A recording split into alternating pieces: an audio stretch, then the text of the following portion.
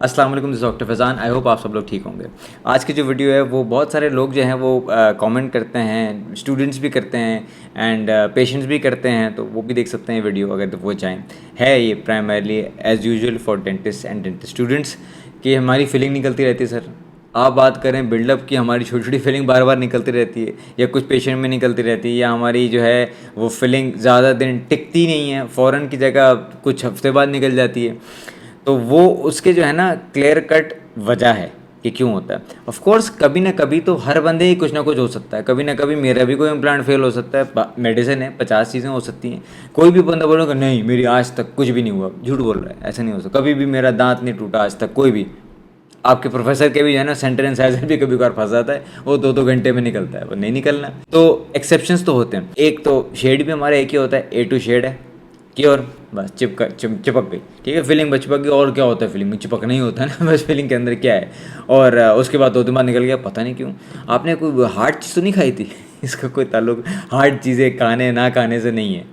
तो कुछ certain protocols हैं, ठीक है। अब आप ग्रेजुएट कर गए या आप पढ़ भी रहे हैं बेसिकली, तो आप प्लीज़ ये कुछ रट लें ताकि कम से कम बेसिक चीज़ें। आपसे मैं हर वीडियो में हर वक्त बंदे को ये बोलते रहता हूँ, सब मुझसे पूछते हैं sir bone grafting, sinus lift और पता नहीं क्या आप वो करके वो दिखाएं। मैं दिखा तो दूंगा, लेकिन आपकी इतनी हेल्प नहीं होने वाली, क्योंकि वो आप वो नहीं करने वाले। ज़्यादातर लोग जो स्पेशलिस्ट हैं वो करेंगे, या जो ज़्यादा ट्रेंड है वो करेंगे। कम से कम बेसिक हर बंदे को आने चाहिए। तो आज की वीडियो ये है कि कौन से कॉमन रीजंस हैं जिनकी वजह से आपकी फीलिंग नहीं टिकती। और आपको लगेगा कि नहीं सर ये तो मुझे पता है, लेकिन जैसे मैं बताना शुरू करूँगा आप कहेंगे हाँ ये सर ये एक फैक्टर है जो शायद मैंने नहीं किया। सर हाँ ये तो मैंने सोचा ही नहीं कभी, अच्छा ये भी होता है। तो हो सकता है आपको सब आता हो सकता है आपको कुछ चीज़ें ना आती हों, तो प्लीज़ वो आप पिक कर लेंगे ताकि आपकी फीलिंग्स आपके पेशेंट से ना निकलें और आप एम्बेरसमेंट से ना हो आपकी एम्बेरसमेंट। और आखिरी बात, पेशेंट भी आपका खुश रहे और आप सीखेंगे भी, आप थोड़ा इवॉल्व करके थोड़े और पॉलिश्ड होंगे। So these are the reasons for your fillings coming out.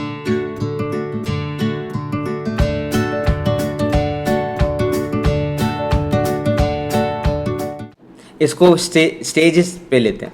तो सबसे पहली बात, बॉन्डिंग एजेंट, फिलिंग मटेरियल, सब कुछ से पहले क्या कैविटी जो है वो केरीज फ्री है, या उसके अंदर सॉफ्ट डेंटिन है और सब गुई स्ट्रक्चर नज़र आ रहा है और आपको नज़र आ रहा है कि सब केरीज लगी हुई है। तो अगर दांत साफ़ नहीं है तो फिलिंग आपकी कोई भी नहीं टिकने वाली, ठीक है। तो सबसे पहला काम ये है कि आपने कैविटी आपकी केरीज फ्री होनी चाहिए, दैट्स नंबर 1। दूसरा, रिमेनिंग टूथ स्ट्रक्चर कितना है जिसके ऊपर हम फिलिंग कर रहे हैं। होता ये है कि ये नहीं हो सकता कि अगर आपकी बीडी है उसके ऊपर आपने पूरी फिलिंग कर दी, तो वो तो सिर्फ यहाँ से चिपकी हुई ना पूरी बाहर आ जाएगी। फिर आप सोचते हैं नहीं, फिर हम पोस्ट लगाएंगे और फिर फिलिंग करेंगे, फिर शायद चल जाए। हाँ फिर शायद चल जाए, लेकिन उसमें भी एक प्रोटोकॉल है। यहाँ पे क्लिक करें और जाके देख लें कि कितना दांत आपका होना चाहिए है कि उसके ऊपर हम पोस्ट लगा के फिलिंग से उसको बचा सकते हैं, ताकि फिलिंग टिके पोस्ट के ज़रिए। अदरवाइज़ अगर वो टूथ स्ट्रक्चर भी नहीं है तो सिर्फ फिलिंग उसके ऊपर करना और पोस्ट भी नहीं लग रहा उसके ऊपर, इसका मतलब वो फिलिंग नहीं टिकेगी, वो फिलिंग निकलेगी। तो पहले हो गया कि आपकी वो साफ़ है दांत। दूसरा, आपने देखना है कि दांत बचाए कितना है, ठीक है। अब आ जाए, अगला ये है कि आपने कुछ करने से पहले ही आपने देख लिया यार ये अच्छा खासा जो है ना ये दांत जो है वो मार्जिन है हमारे पास 2-2 mm की या 3-3 mm के हैं, लेकिन बाकी पूरा स्ट्रक्चर जो है ये फिलिंग का है, ठीक है। इसका मतलब ये फिलिंग से ज़्यादा अरसे नहीं चलने वाला। सिर्फ this tooth also needs a crown. अगर कोई फिलिंग बहुत ही जैगेंटिक किस्म की है तो चाहे जितनी भी अच्छी की वो, जितना भी अच्छा प्रोटोकॉल किया हुआ हो, अगर वो हम रिमेनिंग टूथ स्ट्रक्चर के साथ स्ट्रेंथन नहीं करेंगे with a crown, that filling will not last. Usually let's say for example RCT treated, बहुत ही ग्रॉसली कैरियर तकरीबन हो गया था, आपने दांत बचा लिया रूट कैनाल करके किसी भी तरह करके, और आपने फिर पोस्ट पे लगा लिया, फिलिंग भी कर ली, लेकिन वो उसके ऊपर बाइटिंग फोर्स बहुत ज़्यादा है। देखने में तो फिलिंग से बच गया दांत, लेकिन दांत बच गया, फिलिंग ने सिर्फ रिस्टोर किया tooth structure. This will not last long unless you put in a crown.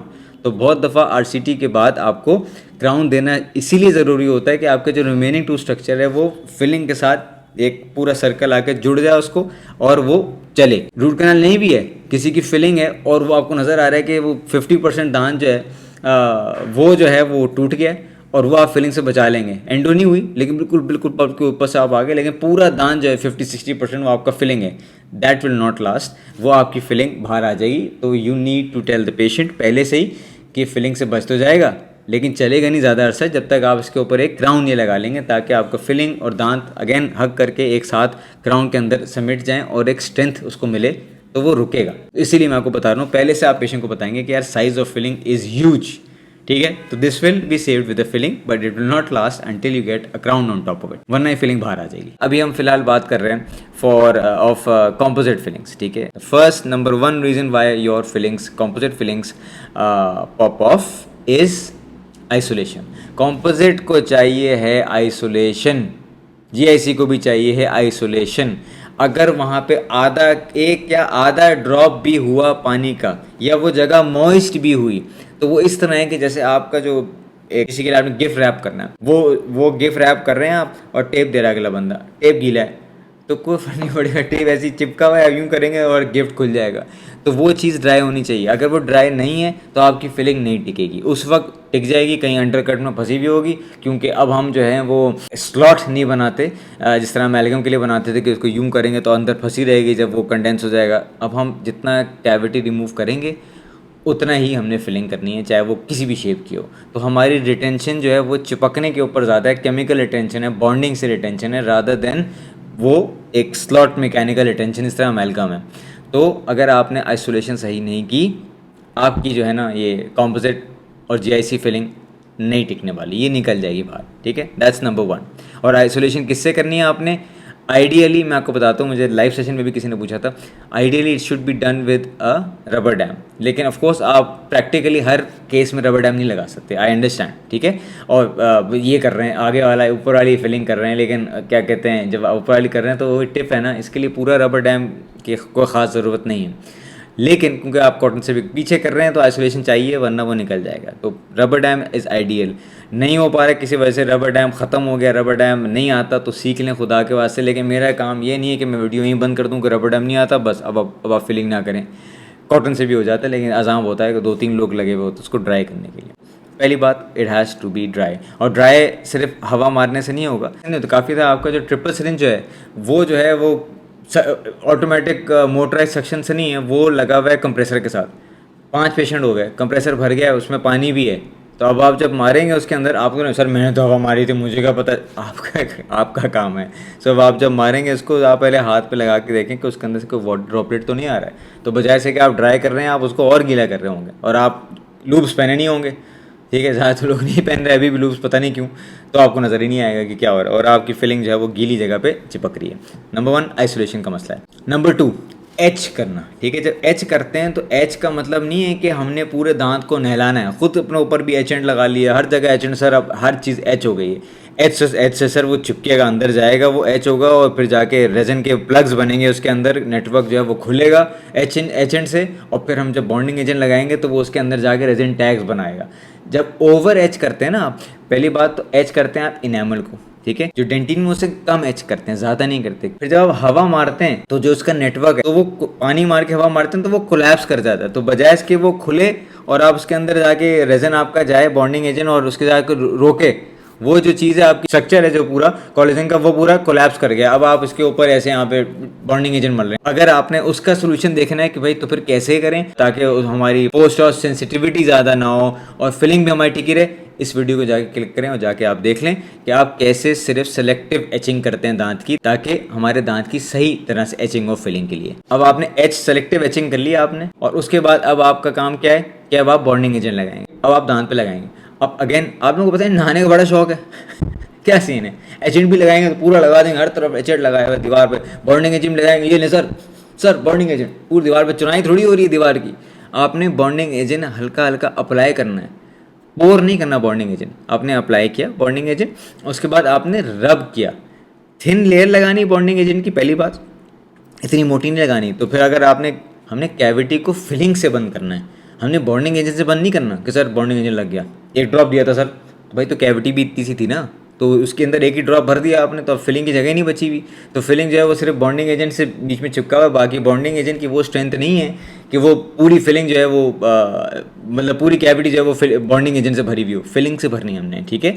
तो आपने पतली वो लेंगे लेयर और वो लगाएंगे। अगर ज़्यादा हो गया तो एक ड्राई आपने एक ड्रॉप लगाया कैविटी के अंदर, आपको लगे यार ये तो ज़्यादा हो गया है, आप क्या करें, किस तरह निकालेंगे, टिश्यू से, कॉटन से नहीं, एक और बॉन्ड ब्रश ले लें, खाली माइक्रो एप्लीकेटर उसको कहते हैं, वो लगाएं उसके अंदर, तो वो थोड़ा बहुत उसके अंदर आ गया, अब वो उससे रब कर लें। अब आप जब कैविटी के अंदर लगा दिया, सब वॉल्स पे लगा दिया आपने बॉन्डिंग एजेंट, उसके बाद क्या करेंगे, आपने बॉन्डिंग एजेंट लगा के अब आप बैठ नहीं जाएंगे और सुनाओ क्या आ रहे हो, नेटफ्लिक्स देखते हो तुम, और यार आजकल हर नेटफ्लिक्स की हर वीडियो है ना आपको फैमिली के साथ, यार मतलब आपने उसको इरिटेट करना, आप फारग नहीं बैठे रहेंगे, ठीक है। आप फारग बॉन्डिंग एजेंट लगा दिया, क्योर कर दो, ऐसा कोई सीन नहीं है। आप बॉन्डिंग एजेंट लगाएंगे कैविटी के अंदर, आपने देख लिया पतली सी लेयर है, अब आप थोड़ा सा उसको इरिटेट करते रहेंगे 15 सेकंड, ठीक है। 10-15 सेकंड तक उस सब जगह को इरिटेट करते रहेंगे, उस वॉल्स के अंदर ना हल्का हल्का हल्का आपका ब्रश को यूँ इरिटेट करते रहेंगे, तो वो रेजिन टैग्स है ना, जो आपका बॉन्डिंग एजेंट है, जो एजेंट से खुली थी वो स्ट्रक्चर आपका, बॉन्डिंग एजेंट उसके अंदर तक जाए, क्योंकि इरिटेट कर रहे हैं तो वो कहीं अंदर तक जा रहा है, ठीक है। तो वो बहुत अच्छी तरह इवनली डिस्ट्रीब्यूट हो जाता है bonding agent. So this is why you keep rubbing the cavity. 10-15 second आप रब कर लिया, अब आप क्या करेंगे, अब आप हल्का सा एयर, ठीक है, एयर देखें उसमें पानी तो नहीं आ रहा, एयर हल्का सा एयर उसके ऊपर लगाएंगे, ये ना हो कि बॉन्डिंग एजेंट पूरा उड़ के बाहर आ जाए, हल्का सा, क्यों, क्योंकि बॉन्डिंग एजेंट के अंदर वाटर बेस्ड सॉल्वेंट्स भी होते हैं, ठीक है। तो अगर उसके अंदर वाटर है वो इवेपोरेट कर जाएगा, सॉल्वेंट जो है ना वो हल्का से एयर मारेंगे तो इवेपोरेट करेगा, तो बॉन्डिंग एजेंट की लेयर भी थिन हो जाएगी और उसके अंदर वाटर कंटेंट भी कम हो गया। वाटर कंटेंट कम हो गया, उसका फायदा ये है कि जो वाटर जो उसके अंदर सॉल्वेंट के अंदर है वो नैनो लीकेज भी कराता है, पॉलीमराइजेशन श्रिंकेज भी कराता है, और फिर कैविटी फेलियर भी हो सकता है आपका। तो इसलिए आप सॉल्वेंट जो है ना वो कम कर देंगे हल्की सी हवा मार के। हो गया यहाँ तक, ठीक है। अब आपने सब कुछ कर लिया, अब आपने कहा कि अब मैंने क्योर करना है, ठीक है। अब जब मैंने क्योर करना है, लाओ क्योरिंग लाइट लाओ, टिट उस पर लिखा है शिंगपोंग कंपनी का नाम है। अब जो शिंगपोंग है आपकी जो क्योरिंग लाइट की कंपनी का नाम है, ये अलीबाबा से आई थी। जो आपने नहीं सर मैं अलीबाबा से क्या होगा सर, अब हर चीज़ में बेइज्जती ना करें मेरी, आप ये अलीबाबा से नहीं, मैंने सप्लायर से मंगाया, ठीक है, सप्लायर ने अलीबाबा से मंगाया क्या सीन है आप समझ रहे, सवाल क्या है मेरा। कंपनी आती हैं जो डेंटल हैं वो क्योरिंग लाइट देती हैं, कुछ महंगी आती हैं कुछ सस्ती आती हैं। हर चीज़ को आउटसोर्स जब करते हैं और कॉस्ट कम करते हैं तो वो मशीन की क्वालिटी भी कम होती है। कुछ क्योरिंग लाइट आती हैं जो 20 सेकंड नहीं 3 सेकंड में क्योर कर देती हैं, लेकिन वो आती हैं $1000 की। जो नॉर्मल वाली आती हैं जो आप लोगों को यूज़ करने के लिए हम बोलते हैं, जो बुक्स में लिखा हुआ है 15 से 20 सेकंड और आप क्योर करेंगे बॉन्डिंग एजेंट वगैरह वगैरह, तो वो जो है वो भी आती है किसी स्टैंडर्डाइज्ड कंपनी की, स्टैंडर्डाइज्ड मशीन की। तो क्योरिंग लाइट से जो क्योर हो रहा है, प्लीज़ ये देख लीजिएगा कि आपकी क्योरिंग लाइट कहीं लिस्टेड है एज अ डेंटल कंपनी, या उसके अंदर सिर्फ ब्लू वाली ट्यूब लाइट लगी हुई और ऐसे आप मार रहे हैं कुछ भी। अगर आप जो निश्चित देखें, अगर वो नहीं होता तो क्योर तो नहीं होता नहीं। अगर आप लाइट भी लगा के रखेंगे ना कॉम्पोजिट के ऊपर, बॉन्डिंग एजेंट के ऊपर, तो वो क्योर कर जाएगा। अपनी यूनिट की लाइट अगर वार्म लाइट है ना या एलईडी लाइट है तो आप उसकी तरफ लगा के रखें, 10 कोई एक मिनट भी रखेंगे वो क्योर हो जाएगा आपका कॉम्पोजिट, जीआईसी भी क्योर हो जाएगा। तो जब उससे हो सकता है तो लाइट से भी हो सकता है। तो आपकी लाइट की जो मशीन है क्योरिंग लाइट, वो कोई काम की हो, ठीक है। मैं नहीं कह रहा बहुत महंगी ले लें, लेकिन वो वाली ले लें जो स्टैंडर्ड है, जिसका जस्ट बिकॉज सप्लायर दे रहा है या अवेलेबल है मार्केट में डज नॉट मीन कि ये सही है, ठीक है। तो वो आप उसके जो 20 सेकंड की क्योरिंग है होता है वो असल में 3 सेकंड सिर्फ क्योर कर रहा हो, बाकी सिर्फ वो कोई ख़ास उसकी इंटेंसिटी ना हो, तो उसकी पावर होती है क्योरिंग लाइट की, ठीक है। तो क्योरिंग लाइट सही वाली यूज़ करें जो क्योर सही कर रही हो, वरना वो आपने 20 सेकंड लगा के तो रखा हुआ है लेकिन वो अंडर क्योर कर रहा है क्योंकि उसकी कोई ख़ास एफिशिएंसी नहीं है। पहले बात हो गया मसला क्योरिंग लाइट का। दूसरा, आपका जो मटेरियल है, हर बॉन्डिंग एजेंट और हर कॉम्पोजिट हर कंपनी का सबका सेम नहीं है कि सबको एक ही जितना आपने क्योर करना है। कुछ लोगों को कम करना है, कुछ लोगों को ज़्यादा करना है। तो जिसको आपने देख लिया कि नहीं इस पर लिखा था सर 10 सेकंड मैंने रट लिया, तो उसकी जो बुकलेट खोली इसमें कहा जी इसमें 25 सेकंड करना है। सर मैंने सर 20-21 तो किया, हसबे जायका नहीं, खाना नहीं बना रहे आप, जिसमें लिखा हुआ है वो पहले पढ़ लें। हो सकता है आप सब जो यूज़ कर रहे हो सब पे 20 सेकंड लिखा हो सकता है किसी एक में नहीं लिखा, उसी की फीलिंग नहीं कर ली क्योंकि आपने क्योर सही नहीं किया। तो वो पढ़ लें और उतना क्योर करें सही मशीन से, वरना वो क्योर सही नहीं हो रहा, वो बाहर आ जाएगी। अब आपने बॉन्डिंग एजेंट कर लिया, क्योर हो गया, सब सेट है। अब आ जाएं फिलिंग के ऊपर। फिलिंग के स्टेप से भी पहले अब आपने देखना है कि किस चीज़ की फिलिंग कर रहे हैं। क्या आप पूरा दांत बना रहे हैं, कस्प्स बना रहे हैं, ऑक्लूजल दांत है, वो मोलर है जिसके कस्प हैं सारे, वो कस्प जो हैं वो आपके फ्लोएबल कॉम्पोजिट से नहीं बनते, उसमें स्ट्रेंथ नहीं है इतनी। फ्लोएबल कॉम्पोजिट इज डिज़ाइन कि वो फ्लो करे और जाके इंटीमेट सा एक क्या कहते हैं कॉन्टैक्ट बनाए ऐसी एरियाज़ पे जहाँ पे पैकेबल खास नहीं जा सकता, या लाइनिंग देने के लिए कर रहे हैं हम, या पहले फ्लोएबल करेंगे ताकि नीचे वाली जगह जो नज़र नहीं आ रही है हमें वो जो है वो फ्लो कर जाए, और उसके ऊपर पैकेबल करेंगे क्योंकि पैकेबल की जो रेजिस्टेंस है ऑक्लूजिंग के लिए वो ज़्यादा है। तो हर जगह के लिए नहीं पूरा दांत जो है वो जिसी तरह पूरा दबाया पाइप खोलो भाई, दबाया और पूरा कॉम्पोजिट जो है ना, फ्लोएबल कॉम्पोजिट, सर देखें दांत तो बच गया, वो टूट जाएगा क्योंकि flowable composite is not designed for that, उसके लिए पैकेबल कॉम्पोजिट होता है। उसी तरह तो इसका मतलब है right material at the right place, वरना फिलिंग बाहर आ जाएगी। फ्रैक्शन के केसेस हैं, क्लास 5 बिल्कुल नीचे पूरा डिच बना हुआ है, उसका दांत जो है वहाँ से क्लेंचिंग, एक्स्ट्रा क्लेंचिंग की वजह से, बहुत ज़ोर से क्लेंच की वजह से वो चिप ऑफ कर गया। तो अगर पेशेंट जो और वहाँ पे जो है जीआईसी चाहिए, क्योंकि जीआईसी का जो स्ट्रक्चर है, उसका मेकअप है, वो इलास्टिक है, almost close to that of a tooth. तो इसलिए जब वो बाइट करेंगे तो वो उसके साथ भी फिलिंग जो है थोड़ी स्पंजीनेस देगी, तो वो फिलिंग इतनी जल्दी बाहर नहीं निकलेगी क्योंकि वो दांत तोड़ चुका है अपना यार। तो आपकी फिलिंग अगर कोई पैकेबल लगा देंगे आप यहाँ पे फ्रैक्शन वाली जगह पे, तो वो रेजिस्टेंट नहीं है, वो उसको इलास्टिसिटी नहीं है इतनी, और दांत की है तो वो टक करके बाहर आ जाएगी। तो वहाँ पे आएगा आपका जीआईसी, तो right material at the right place. अच्छा, अब आ गई आपकी कॉम्पोजिट फिलिंग करने के लिए। बड़ी कैविटी है, अच्छा खासे पेशेंट है, और आपको पता नहीं कि ये क्या सीन होता है। कॉम्पोजिट सच में बल्ब फिल लिखा हुआ है, बल्ब फिल, बल्ब का मतलब बल्ब का मतलब ये नहीं आप स्विमिंग पूल भर सकते हैं उससे, उसकी भी लिमिट है। 1 mm, 2 mm, 3 mm, 4 mm, कितने mm तक वो कंपनी कह रही है कि हम कैविटी के अंदर आप एक बॉल बना के रख सकते हैं और क्योर कर सकते हैं और वो चलेगी, वो लिखा होता है। बल्क फिल एक अलग है, उसके अंदर थोड़ा आप इंक्रीमेंट बढ़ा के रख सकते हैं। लेकिन मेरी एडवाइस आपको, और किताबों की एडवाइस आपको, और सारे आर्टिकल्स की एडवाइस आपको है कि इंक्रीमेंटल प्लेसमेंट ऑफ कॉम्पोजिट करते हैं। छोटी छोटी बॉल्स बनाएं और वो डालें अंदर, पैक करें, क्योर करें। फिर दूसरी बॉल बनाएं, डालें अंदर, पैक करें। फिर दूसरी बॉल बनाएं, डालें अंदर, पैक करें। आहिस्ता ऐसा करके बना लें। एक की पूरी नहीं है कि भाई स्पीड से है ना उसे निकाला आपने, पैर लगाया, निकला, कहाँ डालना है, ये लो भाई हो गई, क्योर कर दो, वो बाहर आ जाएगी, वो क्योर नहीं हुई अंदर तक। तो इंक्रीमेंटल प्लेसमेंट करते हैं, ठीक है। और एक और टिप मैं आपको यहाँ पे बताऊँ, जो फिलिंग है ना काफ़ी दफ़ा करते हैं, आपके पास नॉन स्टिक किस्म के आपके पास इंस्ट्रूमेंट नहीं है, वो हम यूज़ करते हैं। ऑप्ट्रा स्कल्प्ट के आते हैं, और भी बहुत सारे आते हैं जो नॉन स्टिक करते हैं, आपके कॉम्पोजिट के साथ स्टिक नहीं करते। तो आप काम करते हैं उन्हें, कॉम्पोजिट कभी कभार च्युइंगम की तरह बिहेव करती है आपके जूते के नीचे, लगाया यहाँ पे चिपक गई, फिर यहाँ लगाया अब इस वाले जूते पे चिपक गई, फिर वो निकाला तो हाथ पे चिपक गया। तो आपका इंस्ट्रूमेंट आप फिल नहीं कर पा रहे होते सही से, क्योंकि वो इंस्ट्रूमेंट के साथ चिपक रहा है। आप लोग क्या सोचते हैं, बॉन्डिंग एजेंट लगाया यहाँ पे, हर इंक्रीमेंट के बाद ना इसमें डुबोया इंस्ट्रूमेंट को, अब तो स्टिक नहीं कर रहा सर। हलीम थोड़ी बना रहे हैं, एक दफ़ा बॉन्डिंग एजेंट लगा दी दीवार पे, बार बार बॉन्डिंग एजेंट के साथ लगा के जाना नहीं आप उसको करते। नॉन स्टिक वाले इंस्ट्रूमेंट्स लें, या बस एक दफ़ा बॉन्डिंग एजेंट शुरू में निकालें, कुछ लोग करते हैं, ताकि वो स्टिक ना करे। बार बार नहीं होता, हर इंक्रीमेंट के साथ आप बॉन्डिंग एजेंट लगा रहे हैं। एक और चीज़ है, उसको कहते हैं सी फैक्टर। याद है आपको, बुक में था, और कभी कभार हर एक ऑपरेटिव डेंटिस्ट्री डिपार्टमेंट ना एक सी फैक्टर का एक वो लगा कि यार क्या है, छोड़े पता नहीं क्या है सी फैक्टर पता नहीं, कॉम्पोजिट फैक्टर है, कॉम्पोजिट फैक्टर नहीं है, इसे कहते हैं कैविटी कन्फिगरेशन फैक्टर। ये बहुत ही हाई टर्म है, लेकिन मैं आपको आसान करके बता दूं, ठीक है। आसान करके मतलब ये है कि वो बॉन्डेड टू अनबॉन्डेड का रेशो ऑफ अ फिलिंग, ठीक है, वो बताता है कि अगर आपका सी फैक्टर ज़्यादा है, इसका मतलब आपने इतनी बड़ी फिलिंग चिपका दी है, इतनी बड़ी एक साथ इतनी सी दीवार पर, इसका मतलब ये बॉन्डेड है सिर्फ, और ये पूरी अनबॉन्डेड है, राइट। तो ये स्विमिंग पूल का बोर्ड है बेसिकली, पीछे सिर्फ चिपका हुआ है, बाकी पूरी हवा में। तो जैसे ही वो उसके ऊपर खड़ा होगा टूट जाएगा, क्योंकि आगे वाली तो हवा में, राइट। तो सी फैक्टर है, तो उसको कहते हैं अगर ज़्यादा है तो पॉलिमराइजेशन सिंकेज भी ज़्यादा होगी, कैविटी के ये फिलिंग के बाहर निकलने की भी ज़्यादा होगा, उसको कम रखते हैं। और कैसे कम रखते हैं, थिन, पतली, छोटी फिलिंग के आप इंक्रीमेंट्स लगाएंगे, ठीक है।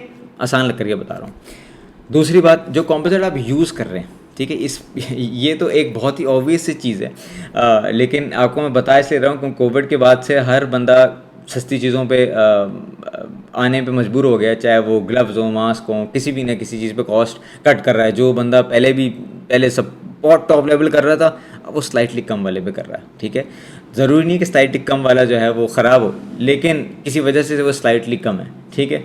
तो क्योंकि जो जितने मगरमच्छ है ना, 3M, डेंसप्लाई, क्या कहते हैं, शीफू, इस किस्म के जितने लोग हैं, इन सब के कॉम्पोजिट बहुत महंगे हैं। वो इसलिए भी उनके का बैकअप है, number of years of research भी है, नंबर ऑफ़ फॉलोअप्स भी हैं, ठीक है। तो जो नए वाली कंपनी आई है तो उसमें जो है वो इतना फॉलोअप नहीं है, तो और इतना रिसर्च R&D नहीं हुई भी उसके अंदर, ठीक है। हाउएवर जो भी लें ओरिजिनल लें प्लीज़, खुदा के वास्ते। मैं नहीं कह रहा आप सिर्फ 3M लगाएं, मेरे क्लिनिक में सब 3M यूज़ होता है, लेकिन वो बहुत महंगा है, ज़रूरी नहीं है आप सेम यूज़ करें, और भी फिलिंग है जो चलती हैं, लेकिन कॉपियाँ मत लें प्लीज़ खुदा के वास्ते। और ये याद रखें कि आपकी जो फॉर एग्ज़ाम्पल अगर 3M है, वो हमें कोई 10 से 12 हज़ार रुपये का एक ट्यूब पड़ता है। बाकी जो कंपनीज़ हैं जो सस्ती वाली हैं, जो चाइनीज़ भी मिल रही हैं और कॉपियाँ भी मिल रही हैं, वो 5,000 रुपये के अंदर 8 शेड और बॉन्डिंग एजेंट और एजेंट और सब कुछ होता है, बंदा भी साथ में फ्री में आपको देते हैं वो। तो ऑफकोर्स वो इतनी नहीं चलने वाली जितनी आपकी कोई बेहतर कंपनी वाली चलेगी, ये फैक्ट है, ठीक है। तुक्का होता है चल जाए, लेकिन अगर निकली तो आपको पता है कि यार ये बहुत ही कुछ सस्ती वाली लगाई थी, तो मे बी शायद इसलिए इसके अंदर इतनी R&D नहीं हुई थी, तो इतनी अच्छी नहीं है फीलिंग है। सस्ती बेसिक यूज़ कर लें, लेकिन या तो ओरिजिनल यूज़ करें टॉप वाली, नहीं करें तो ओरिजिनल नॉर्मल जो एवरीडे हर जगह मिल रही हैं कॉमन है वो यूज़ कर लें, और भी नॉर्मल वाली यूज़ कर लें, इतनी महंगी ज़रूरत नहीं है। ज़रूरी नहीं आप फरारी आप चलाएं, आप करोला भी चला सकते हैं, आप FX भी चला सकते हैं, चलती है साइकिल, लेकिन उस कंपनी की चलती है। ये ना को घर पे बना के बैठ कर रहा हूँ, वो मैं क्यों बता रहा हूँ, क्योंकि एक दिन मेरे पास सप्लायर आया, कहता है सर 3M बहुत महंगा है। मैंने कहा मुझे पता है, हर साल मुझे दुबई जाना पड़ता है सिर्फ फिलिंग सामान लेने के लिए, ताकि 1 साल के लिए मैं कॉम्पोजिट कर सकूँ क्लिनिक पर। तो सर आप क्यों जाते हैं, हमारे पास है ना। मैंने कहा है, तो कह रहे हाँ सर है, बस उसकी कॉपी है।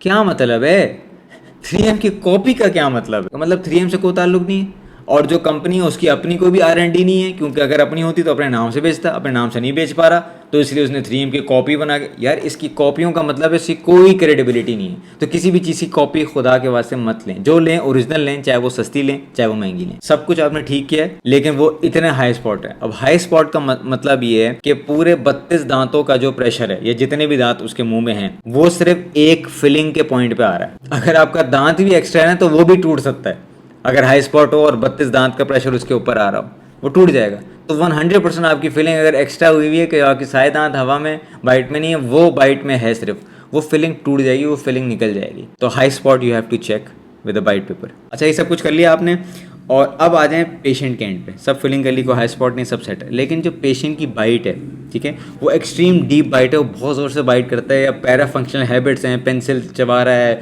बोतलें खोल रहा है, पेन इसको चबा रहा है, या क्लेंच करता रहता है पूरा दिन, या रात में ग्राइंडिंग करता रहता है, तो ये एक्स्ट्रा फोर्सेस ऑन टीथ है, पैरा फंक्शनल हैबिट्स भी कहते हैं इसको। तो अगर उस चक्कर में इसके दांत चिप ऑफ कर गए तो there is a high chance के उनकी फिलिंग भी चिप ऑफ करे।